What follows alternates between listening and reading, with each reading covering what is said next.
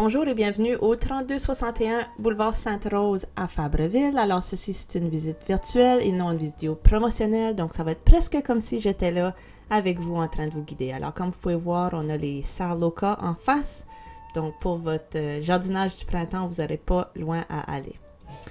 Fait que vous allez sûrement remarquer qu'il y a un immense stationnement pour comme 8 à 10 voitures avec un immense carport, donc pas besoin de tempo ici, vous avez juste à faire déneiger l'entrée.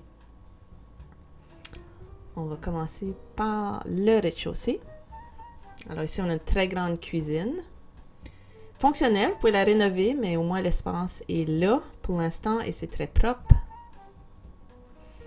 Avec du plancher flottant. Et beaucoup d'armoires. On manque pas d'espace.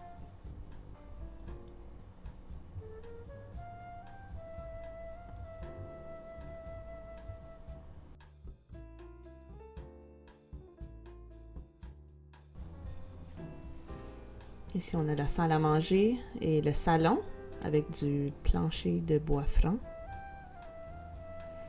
Oui, c'est un boulevard passant, mais les fenêtres sont vraiment efficaces. Alors, vous remarquerez quand vous êtes dans la maison, vous n'entendez pas vraiment le bruit des voitures. Là, vous avez vu une nouvelle thermopompe qui a été installée récemment dans les dernières années. Donc, ça garde la maison à une belle température, été comme hiver.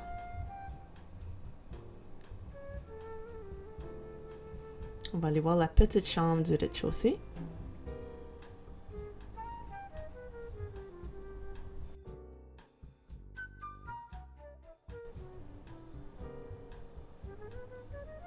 On a des dimensions d'à peu près 12 par 11 ici. Ça, c'est un faux garde-robe. Pour accéder à la laveuse sécheuse. Puis ici, on a le garde-robe officiel de cette petite chambre.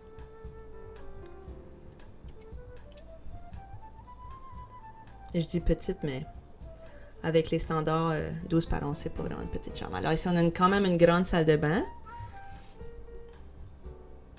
Avec vue sur le golfe. Laveuse sécheuse. Beaucoup de choses peuvent être incluses. Ici, on a la douche séparée. Qui est propre.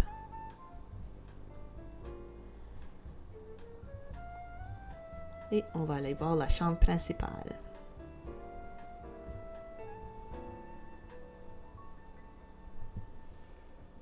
C'est une grande chambre d'environ 12 par 13 pieds. Avec un très grand garde-robe.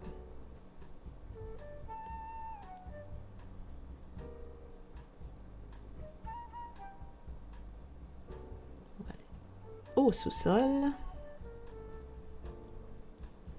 Ici, c'est tout du plancher flottant qui a été quand même mis dans les dernières années.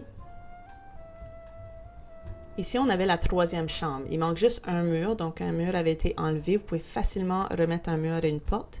Puis ça va vous faire votre troisième chambre du sous-sol.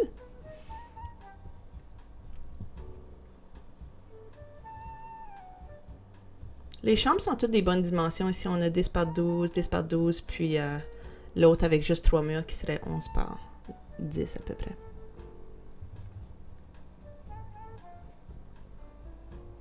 Le chauffage est électrique, plante électrique. On a eu une inspection au bâtiment, on n'a pas décelé aucune humidité ou infiltration d'eau au sous-sol.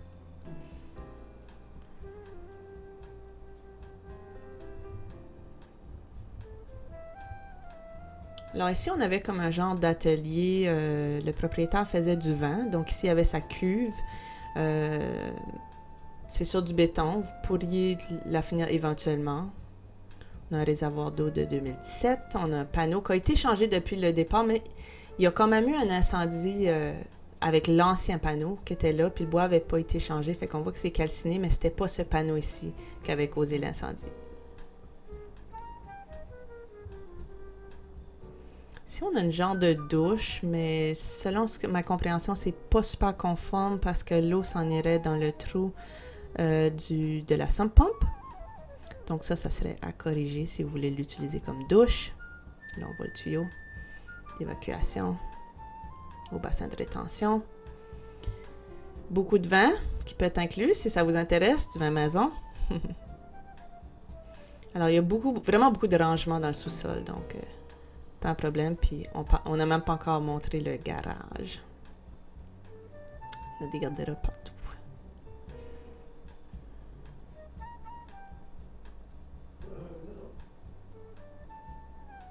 Bon, fait que ça conclut le sous-sol. On va aller voir le fameux garage, immense de 20 par 22 pieds.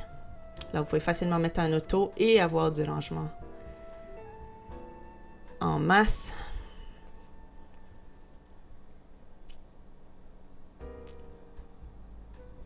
Stéréo inclus.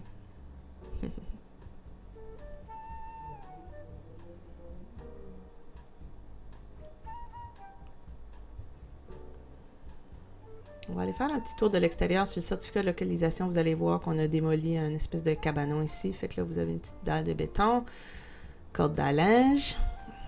Et vous pouvez même vous faire un petit potager. Rhubarbe. Je vais vous montrer un petit peu les défauts qui étaient ressortis du rapport d'inspection. Ça plus niveau avec les fissures du garage. Donc ici, on voit des fissures.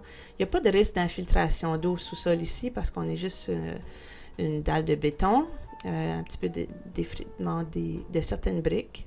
Encore là, on est dans le garage. Donc, ce n'est pas des fissures problématiques pour ce qui est des infiltrations d'eau au sous-sol. Ici, on est comme dans la cour arrière où ce qui est la fosse septique, mais située ici. Ici, c'est pas un terrain de golf, c'est un champ de pratique de golf. Mais c'est zoné golf et agricole, finalement. Je vous ai aussi montré un petit peu d'effritement de la brique là aussi. Ici, on a une fissure qu'on pourrait réparer parce qu'elle est dans le sous-sol. On ne sent pas avoir d'infiltration d'eau, mais par prévention, ce serait bon de les réparer. Vous en avez pour peut-être 1000 $, avec excavation et membrane. Même chose ici, mais ce serait moins cher si vous les faites en même temps. Si je vous montre la thermopompe. On a 2 beaux érables sur le terrain. Beaux arbres matures. Et la piste cyclable qui fait le tour de Laval-Ouest, passe direct devant la maison. Alors voilà, si vous voulez une visite physique, n'hésitez pas à me contacter ou contacter votre courtier. Merci.